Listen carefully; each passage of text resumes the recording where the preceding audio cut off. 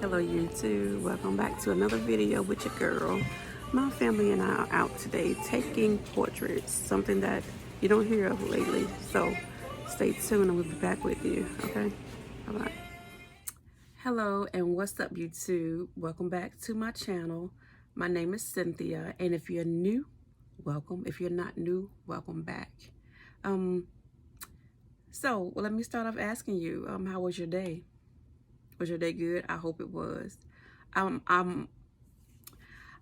always want your day to be good. I hope your day is always good. My day, my day was good. I initially started off wanting to take you guys with me, with my family, because we were taking we was taking family portraits today. When my daughter approached me about taking family portraits, it sounded so foreign because that's something you don't really hear people do anymore. You know, especially for me, I don't necessarily hear it. I hear people doing photo shoots, maybe for social media or something like that. But like back in the day type thing, going taking pictures. Well, today we were going to Walmart. We drove approximately about an hour away to take these portraits. And I said, when she first approached me, I said, okay, we'll go do it, you know. I hadn't done it in a long time.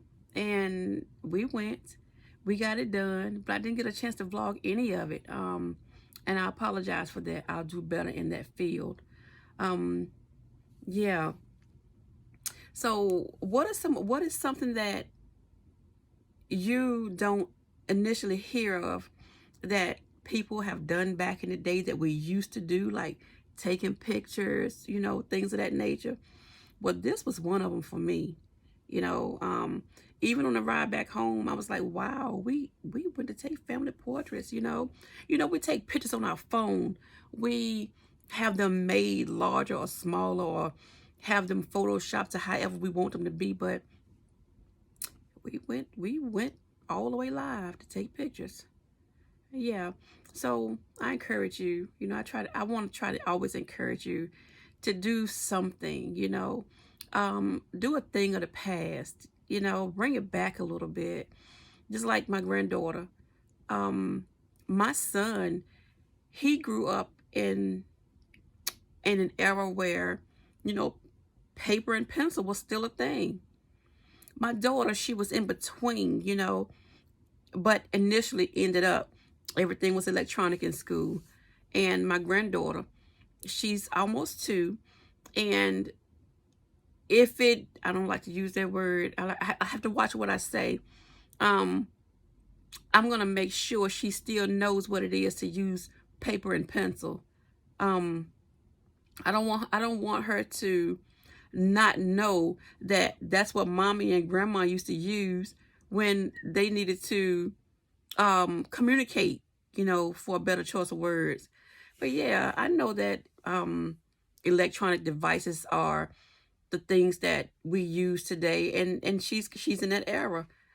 But I just want to, you know, let her know that it's still okay to pick up a pencil and write, because I still love to write.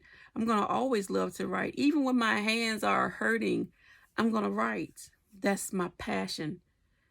Yeah. So it is 12:46. Like I told you, I'm a night owl. I was having my alone time with God, and when I finished talking to him, you know, I had a live conversation, one-on-one conversation, and that's how sometimes, depending on how I'm feeling, that's how I communicate with him. I'm sitting right here in my recliner.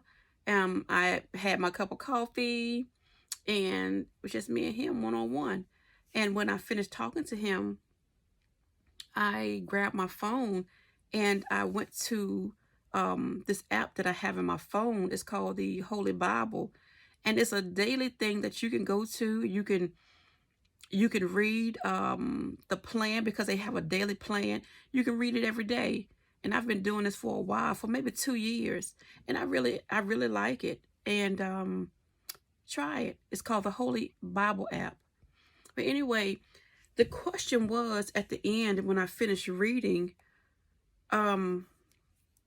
it said, and it was very interesting, and I wanted to share it with you guys. It says, is there someone whose expectations you are trying to live up to instead of living for what is pleasing to God? What have you started to value that won't last forever? I think that's a very good question for somebody. Everybody had to get to where they are today, and every day is a learning experience, and I'm still learning. And it's not always easy. Sometimes it's easier than other times, but it's not always easy. But what I can tell you through my experience is that I'm not a people pleaser. I've never been a people pleaser. I love people. I love people even when they don't love me back. I want to, I don't know, I just love people, you know? And that's just how God built me. I don't go around saying I love you. Hey, bro, I love you. Hey, sis, I love you. I'm not talking about that. I like to help when I can help. I like to protect. I'm a protector by nature. I don't care what it is. I want to help. If anything I can do to bring you out of what you're in, I want to help. I want to be there. I want to do it as much as I can. I've also learned in doing that, even with my daughter. My daughter is almost 25, and still to this day, she still expects me to, I wouldn't say she expects me to, but I guess because I'm her mom, she wants me to still spoon feed her. But I told her, and I tell her all the time, I have to remind her that, yeah, you are the baby, but I cannot spoon feed you, because the things that I've instilled in you all these years, there's no reason for me to spoon feed you. I cannot do that. And she's very intelligent, and I'm not putting her on a pedestal because she's mine. I meet a lot of intelligent young ladies just like my daughter. They are struggling. They're going through different things, you know, in life. But sometimes you can't spoon feed people. You can't bottle feed them. Sometimes you have to give it to them straight, no chaser. And I do that when I need to. Yeah. So again, are you trying to please somebody? Or are you trying to reach for something and it's taking everything out of you, trying to get there? Or are you trying to chase paper? A lot of times people want to chase paper. It's okay to want to make money, because we know we need money to do what we need to do with it. So people, they almost kill themselves trying to make money, especially today as far as social media. And to each its own, you know what I'm saying? I'm not going to be chasing something that I know that could possibly let me down on any given day. So I chose to chase God, because God is never ending. It took me years to understand, because we all learn and we all learn differently. It took me years to understand that without God, there's no job. Without God, you don't have a car. Without God, you don't have a home. Without God, you don't have anything. You don't even have your health and strength. You don't even have you if you don't have God. So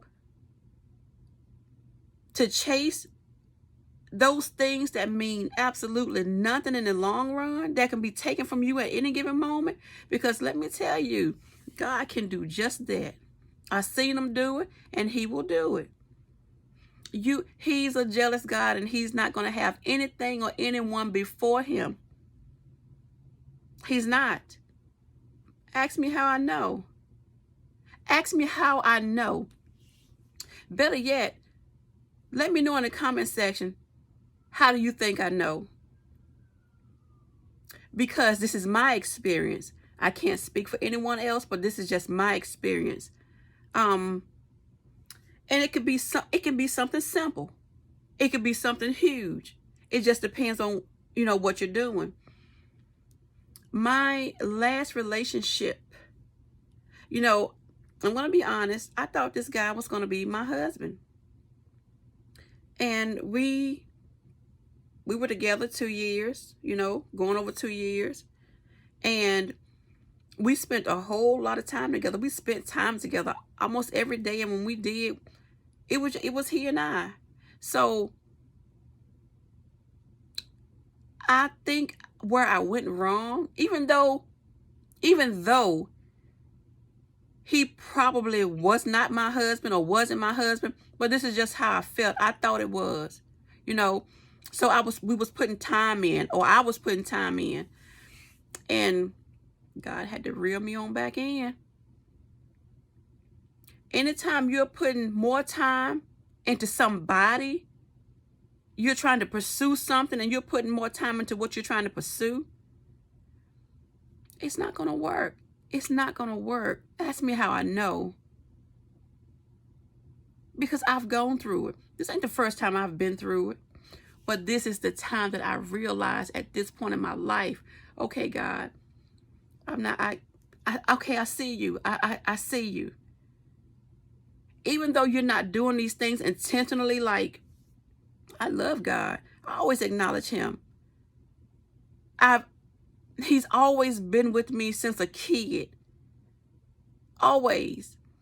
I know who he is. Not only do I know who God is, I know who the devil is. You cannot know God and not know the devil. So I encourage people to know who the devil is as well. You know how sometimes you plan your day? I'll say a date night, or you're going out with your friends, or you're going shopping. You're excited about any of those things, but you keep doing them, and you're not spending any time with God. You're not acknowledging him. None of that stuff. I always acknowledge him, but he wanted more time from me. But I was giving more time to the relationship, and that wasn't good.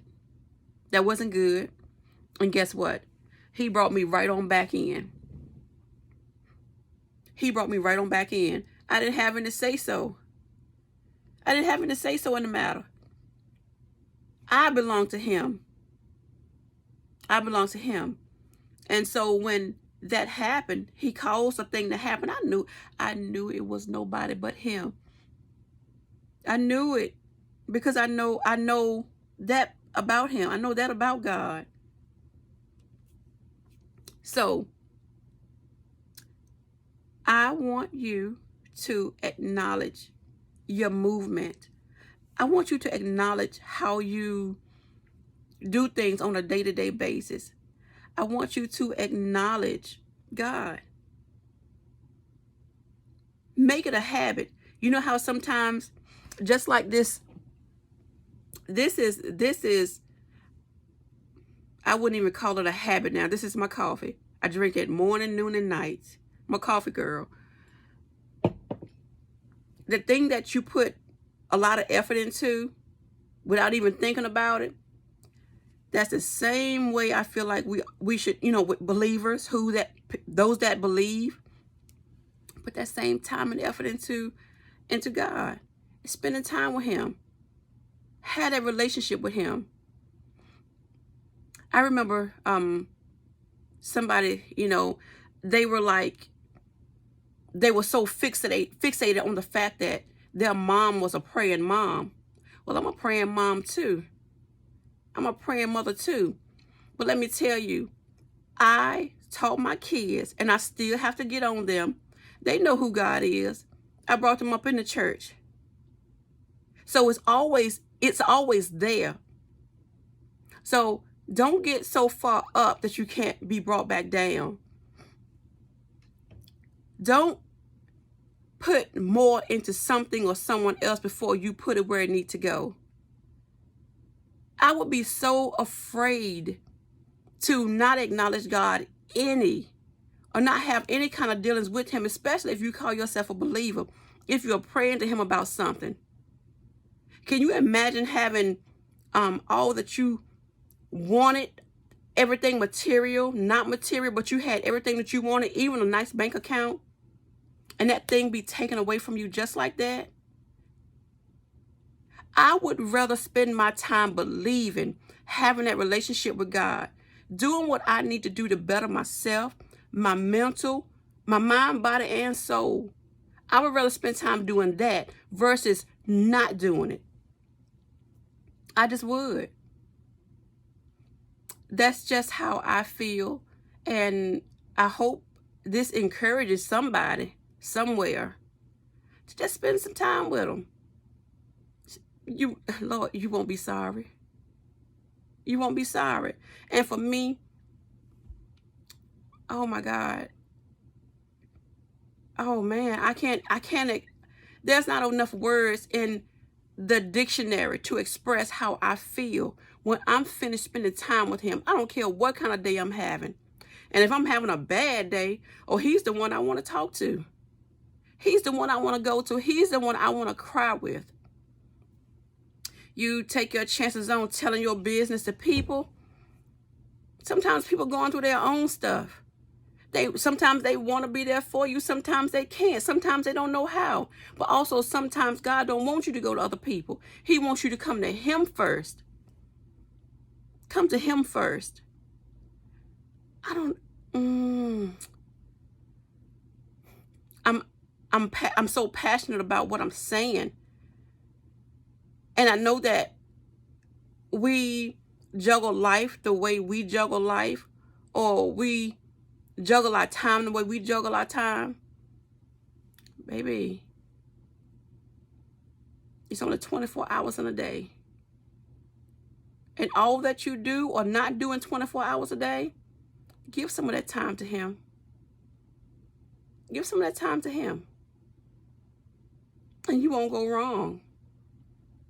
I stand on that. I can promise you that. Okay? Well, I'm going to end this video right now. I'm going to go and do something before I wind down for the night. What it's going to be, I don't know. I might read, I might write, I might watch some YouTube. I don't know. But I'm going to edit this video, upload it. And if you haven't subscribed to my channel, come on, join me. Join the family. Okay? Join my family. All right? And I will see you in the next video. I love you. And until the next time, peace. So, about my video. I ended my video. I'm about to edit my video. Do what I normally do with my videos. I go to this one particular app. The app is not on my phone. So I'm thinking I'm tired. I said, well, maybe let me grab these reading glasses, because I know that I am not seeing what I need to see. I text my daughter to see what she wrote, to see if she could see anything that these eyes couldn't see. Now, I've been using this app for like 3 months. It was not on my phone.